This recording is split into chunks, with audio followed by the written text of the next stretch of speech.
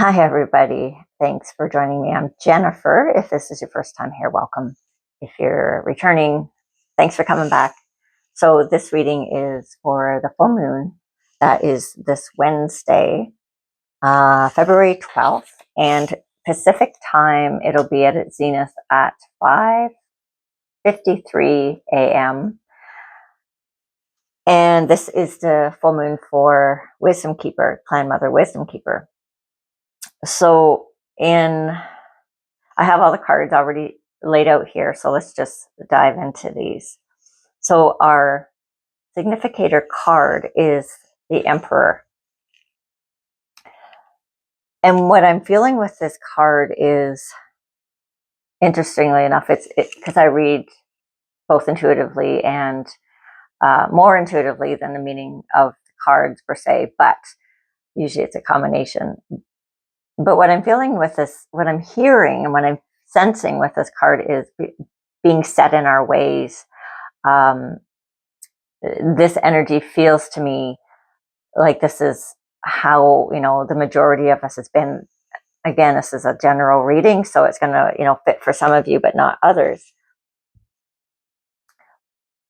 But a sense of having a mastery in our lives, even if it doesn't feel like we do in a sense, in that even if it doesn't feel uncomfortable or that we've got things figured out, there's a certain, success in just getting up every day and going about our routine. But within that, there is this sense of being set. I don't want to say stuck, because it's not really stuck, but it's a place of being comfortable. So for some of us, it actually might be a feeling of stuck or stagnation because it's become too comfortable and too routine. But then for others of us, it's just, we have been manifesting a lot of changes, and we have been very, very successful in creating a life that we want, where, we're always in the process of changing and evolving.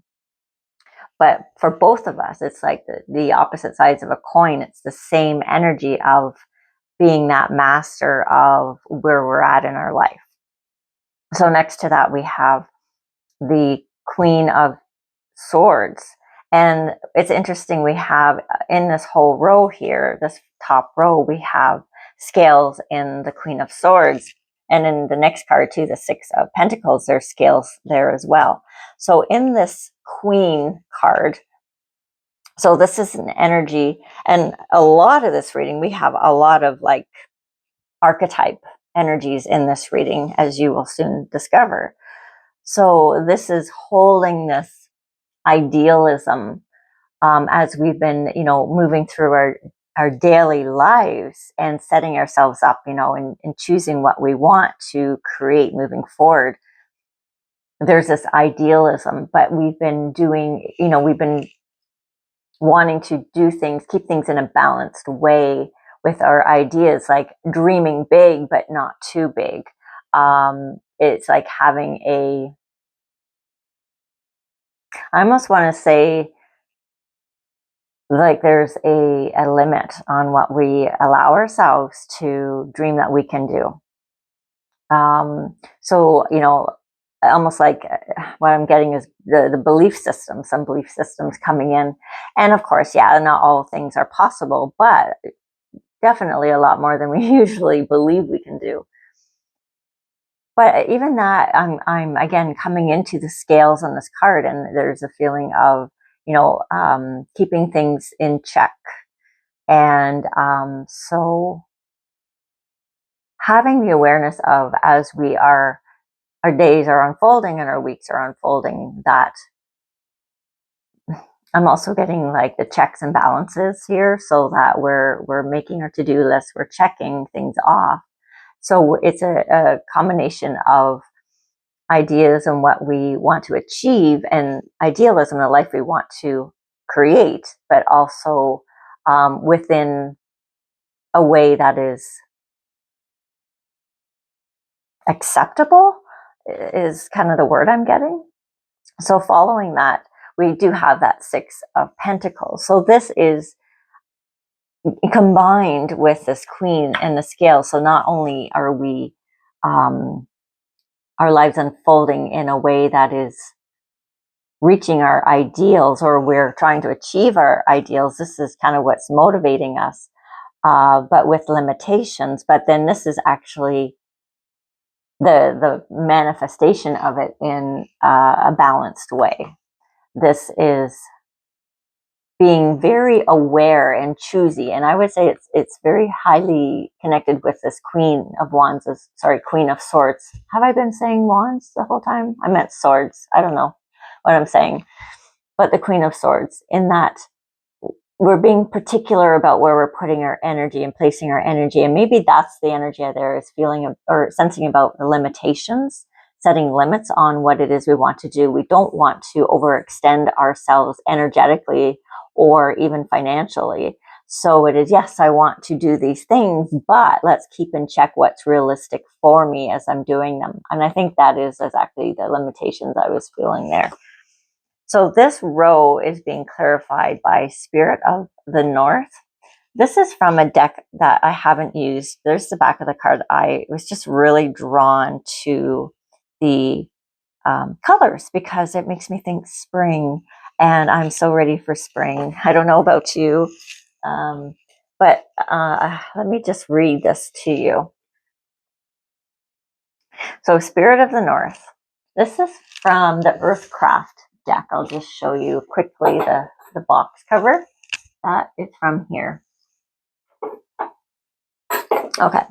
So Spirit of the North is connected to the element of earth and initiates you to the energy of strength, stability, and practicality and resourcefulness. When this archetype comes into your life, it is a call to bring your awareness back to everyday mundane tasks. Dreams need real action, real world action to take shape in the physical world. Preparation and pragmatism are the tools that will serve you well at this time. So it's just about having the dreams, very much in line with what this whole row is talking about, is the balances. But this card is also talking about making a plan. So yes, having the dreams and the foresight in that, those ideals, but bringing them down to earth and creating action steps and having patience and sticking with it for success. If we don't stick with it long enough and we don't do the practical daily aspect of the practice to move towards whatever this end goal is, then it's not going to happen. So it is being practical about what it is we want to bring in, what changes we want to see within our lives. So the next row, we have another Emperor card. So we have two Emperors, one after another here. You can't see it on my table, but they were stacked like this. So again, this Emperor has a different energy to me, and it is telling me about, this one feels more active. This one felt kind of set in the ways or routine, that sort of thing, but from a very settled, successful kind of energy.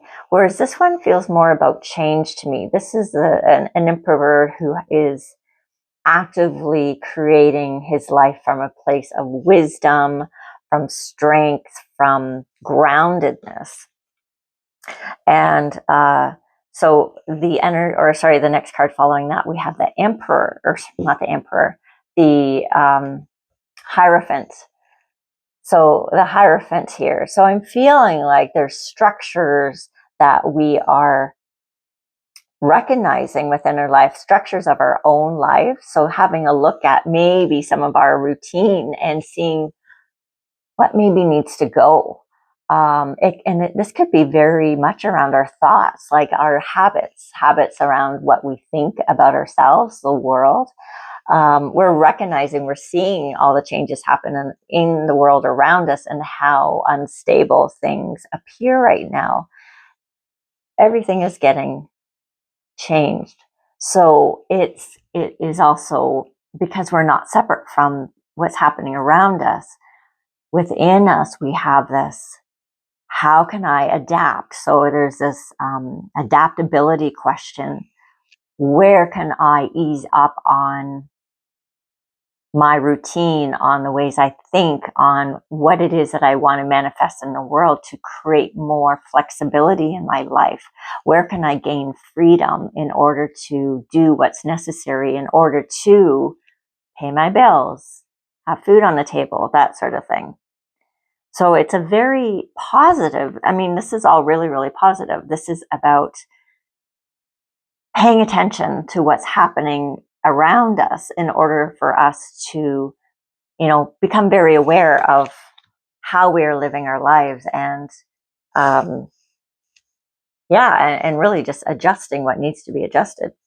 So following that, I had 3 cards come out here all at once. So we have the Ace of Wands. There it is there. Then we have the 7 of Wands there, and the Page of Pentacles. Again, this feels very much in line with the energies that, with the reading so far, in that this is the, this is new ideas coming in, new ideas of doing things. And the 7 here of Wands feels to me like these are things that are outside, these ideas are outside of, and inspirations too, I want to say, are outside of what's normal for you, for each of us individually. It could be because we have that Hierophant. It could be even that these ideas are going against societal norms. You're breaking old traditions. It could be that, the people around you, you might be expecting resistance or receiving some resistance from those around you, in your workplace, perhaps, or in your home, or your social circle. And then we have that bringing your ideas with that wand down to earth. Now, I know ideas typically would be a sword, but I'm feeling that these are inspired. Like, these are ideas that are coming from a deeper place within you. These aren't just merely, thoughts and ideas, but these are callings. These are, I'm talking about ideas coming up through your soul about how you want to create your life. Those inspired ideas, the ideals, but coming through the soul. So coming from a deeper place within us. But this is about the grounding. How can I bring what I desire into manifestation? It's bringing it in a very grounded way. Dreaming about figuring it out, how that's going to happen. And the clarifier of that row is Guardians of the Land, protection. So in all of this, I'm feeling like a vulnerability, and we're feeling vulnerable. You're feeling vulnerable in these changes, in lack of control, in this feeling of lack of control. But remembering that what we can control is how we respond, and so this is about practicing your, not individualism, but practicing there's a word for it, I'm just not thinking it, but how you can create your own space of safety and protection. You're always protected, but just to reinforce that so you're protected. So by picturing the circle around yourself, your aura is protecting you. The egg is protecting you. But taking a time out, just 5 seconds, 3 seconds, a couple times a day, or anytime you think of it or feel like you're vulnerable or you're in fear, to envision that egg of protection around you. So the last row is another deck I have never used online here, and this is the Shimmering Veil Tarot by Cilla Conway. And the first card that came out here is the Queen. So there we have another Queen archetype. And this is the Queen of Pentacles, Queen of Earth. So again, having a maturity, a mature approach. There is that connection, feeling that connection to the earth, feeling the potential for what it is that we are dreaming about coming, the change. It's a profound, in that connection of what is real, a profound sense of, I got this, and that you're not alone in this. Again, coming back to that connection to earth, that connection of we are nature, and everything changes and evolves no matter, and it's always going to be for a reason. Nothing happens by chance, but there is a lot of, in that queen, there's a dreamy quality to it as well. It's almost like letting your imagination wander and gaining and allowing in some new perspectives on just your life, on what's unfolding within your life, gaining clarity. We have perhaps some clarity with that queen there as well, being very clear. Okay, so following that, we have another queen, and this is the Queen of Cups. So this is very intuitive, and I was really feeling that here. So these two queens came out one after another. So the Queen of Earth and the Queen of Cups. So this is again that energy of being called into a direction through the soul with the intuition, the guidance, the inner guidance, and then how to bring it into a manifested form. So it's again being very pragmatic, very practical, very action oriented. And following that, we have the another Ace of Wands. And again, they came out stacked right over top of each other. So two Ace of Wands. So again, this is new directions, ideas coming in, being led by the soul. Again, that intuition and the heart space. These are, and I also want to say with this queen here, these are inclusive. So these are ideas and inspirations that we're being called into, but that aren't, they're from a loving space. So they're from compassion. They're from that inclusive energy of oneness. They're not just for ourselves in a greedy way as an individual, but they are what's kind of the question being posed is what is for the greatest good. That's what this is all about. That's why also why we're protected by the land, because of the energies of the oneness of nature.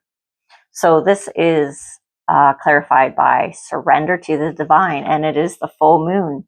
This reading is for the full moon. To me, this card is the cherry on top of this reading, because it basically sums up everything, that just trusting the process, trusting yourself, trusting the divine.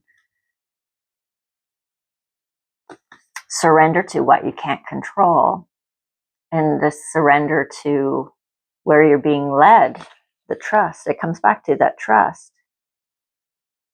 And what's, the other option is what? Fear.